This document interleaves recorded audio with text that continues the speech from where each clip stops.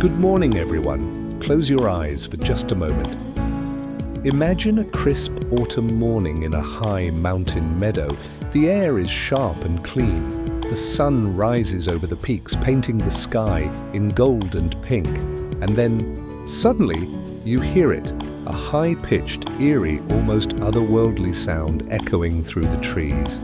It is the bugle of the bull elk, a call that has echoed across North America for thousands of years. Today we are going to explore one of North America's most iconic and majestic animals, the elk. From their impressive antlers to their vital role in ecosystems, elk are more than just beautiful creatures. They are symbols of wilderness, resilience, and natural balance. So what exactly is an elk? First, let's clear up a common confusion. In North America, elk refers to Cervus canadensis, a large species of deer. But in Europe, the same animal is called the red deer, and the word elk refers to what we call the moose. So yes, when a European says elk, they mean moose. When we say elk, we mean this animal, the wapiti. The word wapiti actually comes from the Shawnee and Cree languages, meaning white rump, which perfectly describes the pale patch of fur on their hindquarters. Elk are the second largest members of the deer family, after the moose. Adult bulls, males, can weigh between 600 and 100 pounds and stand about 5 feet tall at the shoulder. Cows, females, are smaller but still impressive. They have thick, tan-colored coats with darker manes around the neck.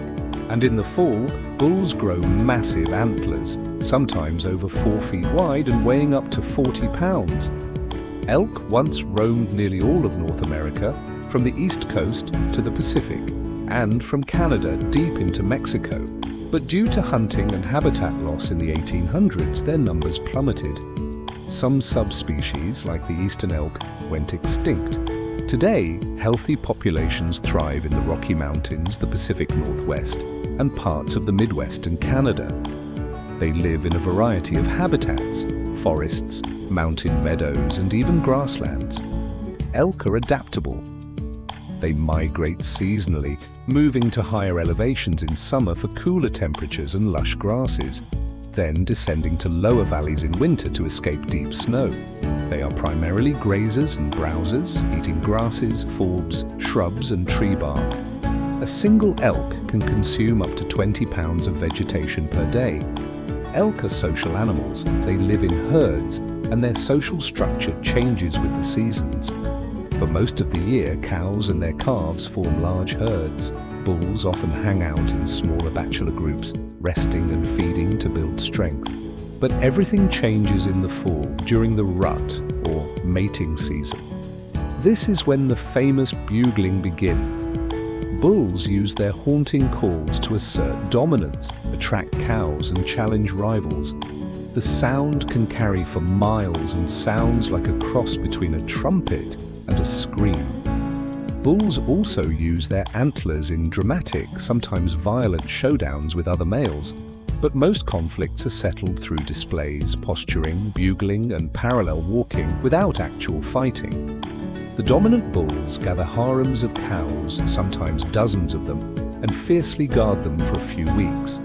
After the rut, the bull's antlers fall off in winter, a process that takes just a few days. New antlers begin growing in spring, covered in a soft, blood-rich tissue called velvet, which they rub off on trees once the antlers harden. Elk are what ecologists call a keystone species, meaning they play a critical role in shaping their ecosystems.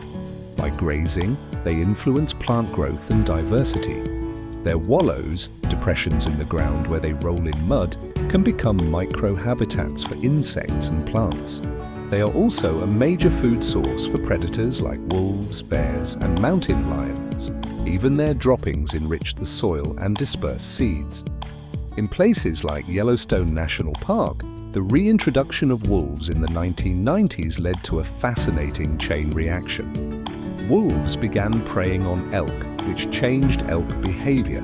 They avoided certain valleys, allowing willow and aspen trees to regrow. This, in turn, brought back beavers, songbirds, and even improved riverbank stability. This is called a trophic cascade, a reminder that every species, including the elk, is part of a delicate web of life. Despite their recovery in many areas, elk still face challenges. Habitat fragmentation from roads, housing, and agriculture limits their movement. Chronic wasting disease, a fatal neurological illness affecting deer species, is spreading in some regions. Human-wildlife conflict is also growing, especially where elk migrate through developed areas. And while regulated hunting helps manage populations, poaching and overharvesting remain concerns. Conservation efforts, like wildlife corridors, land protection, and careful herd management, have helped elk rebound from near extinction. Today, there are over 1 million elk in North America, thanks to dedicated work by biologists, indigenous communities, and conservation groups. Elk have long held a special place in human culture. For many Native American tribes, the elk is a symbol of strength, endurance, and abundance. Its meat, hide, bones, and antlers were used for food, clothing, tools, and ceremonial objects. In modern times, elk inspire artists, writers, and outdoor enthusiasts.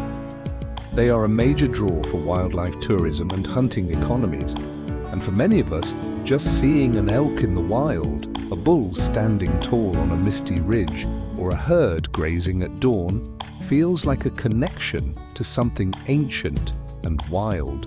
So as we wrap up, remember this: the elk is more than just a big deer. It's a survivor, a keystone of ecosystems, and a living symbol of the wild places we must protect. The next time you're in the mountains or hear a strange call in the forest, pause, listen. It might just be the bugle of the elk, a voice from the wilderness reminding us of the beauty and balance of nature. Let us do our part to ensure that voice continues to echo through the valleys for generations to come. Thank you.